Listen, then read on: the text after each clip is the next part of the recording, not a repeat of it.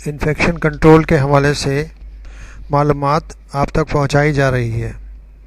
ہم آپ کو سارس کے بارے میں بتائیں گے۔ سارس یعنی کہ سیویئر ایکیوٹ ریسپریٹری سنڈروم، اس کا اسمال یعنی کہ مخفف جو ہے سارس لیا گیا ہے۔ سارس ایک ایسی بیماری ہے جو کہ عام سردی یعنی کامن کولڈ دوسری بڑی وجہ ہے، جبکہ پہلی وجہ رائنو وائرس ہے۔ یہ سب سے پہلے 2002 میں ایک نئی بیماری کے طور پر نمودار ہوئی، جس میں ایک خاص قسم کا نمونیا ہوتا ہے جسے ایٹیپیکل نمونیا کہتے ہیں۔ بیماری کو سارس یعنی کہ سیویئر ایکیوٹ ریسپریٹری سنڈروم کہا جاتا ہے۔ یہ بیماری سانس کی نالی کے بذریعے ایروسول پہنچتی ہے۔ اس کا آؤٹ بریک زیادہ یعنی کہ 2 یا 3 سال بعد سردیوں میں ہوتی ہے۔ سارس سب سے پہلے چائنا میں نومبر 2002 میں ہوئی، اس کے بعد دوسرے ملکوں میں پہنچی۔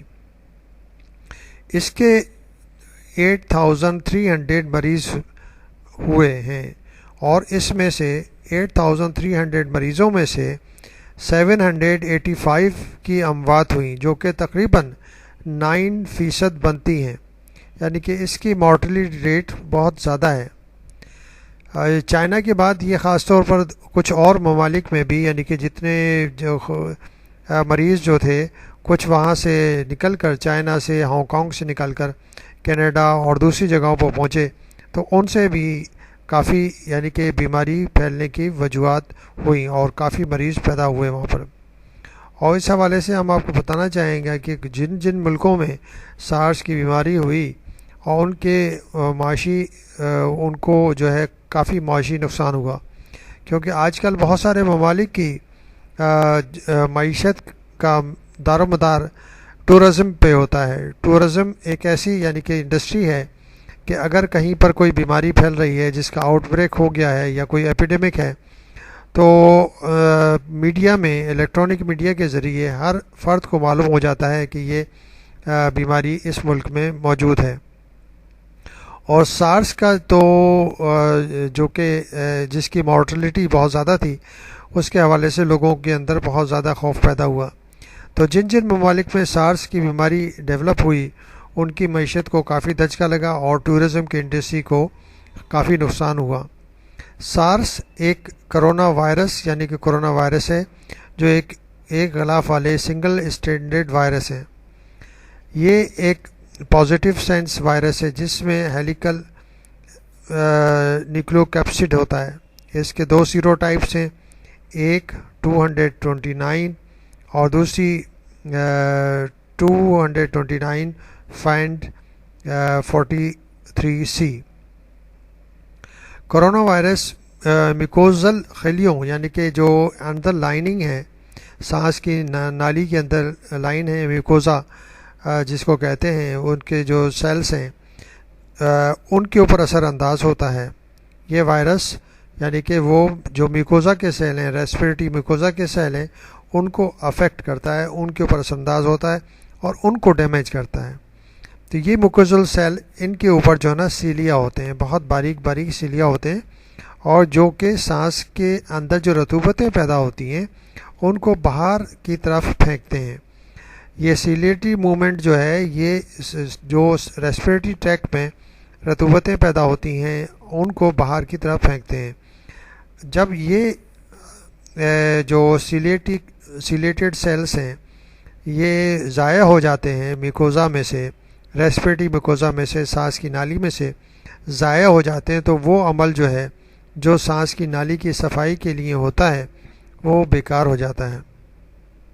اس کی وجہ سے یہ جو وائرس ہے وہ پورے لنگس کو جکڑ لیتا ہے اور اس کے بعد جو ہے ایٹیپیکل نمونیا کی صورتحال پیدا ہو جاتی ہے۔ بعض دفعہ اس ایٹیپیکل نمونیا میں وائرس انفیکشن کے ساتھ بیکٹیریل انفیکشن بھی داخل ہو جاتا ہے۔ بیکٹیریا تو آلریڈی ماؤتھ کے اندر اور ماؤتھ کیویٹی میں، نیزل کیویٹی میں ہوتے ہی ہیں۔ جب یہ پوری میکوزل لیئرز اور سانس کی نالی کی ریسپریٹری میکوزا افیکٹڈ ہوگی یا ڈیمیج ہو جائے گی، تو جو ماؤتھ کے بیکٹیریا اور جو نیزوفیرنکس کے بیکٹیریا ہیں وہ گریویٹی کی وجہ سے اور دوسری یعنی کہ کنٹینوس جو میوکس ممبرین کی وجہ سے یہ بھی لنگس میں داخل ہو جاتے ہیں اور وائرل نمونیا جو ایٹیپیکل وائرل نمونیا ہے اس کے اندر پہنچ کر مزید خرابی اور مزید مشکلات کا سبب بنتے ہیں۔ تقریباً 50% بیماری بغیر کسی علامت کے گزر جاتی ہے، یعنی کہ قوت مدافعت ہے تو اس کے اندر یہ ہے کہ اس کے اندر یہ بیماری بغیر اس کے گزر جاتی ہے۔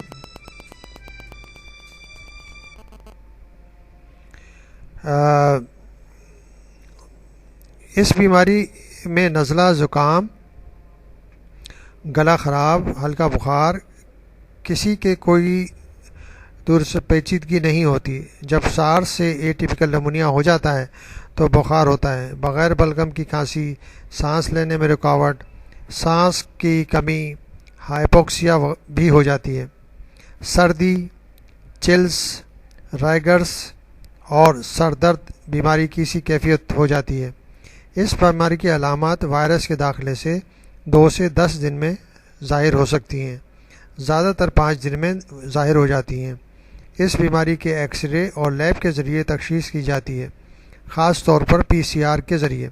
اس کا علاج اور ویکسین نہیں ہے، یعنی کہ سارس کی بیماری کا اب تک کوئی ویکسین ایجاد نہیں ہو سکا اور اس کا کوئی یعنی کہ علاج بھی نہیں، البتہ اس میں رائباویرین اور اسٹیرائڈز دی جا سکتی ہیں جس کی صلاحیت کے بارے میں کچھ نہیں کہا جاتا۔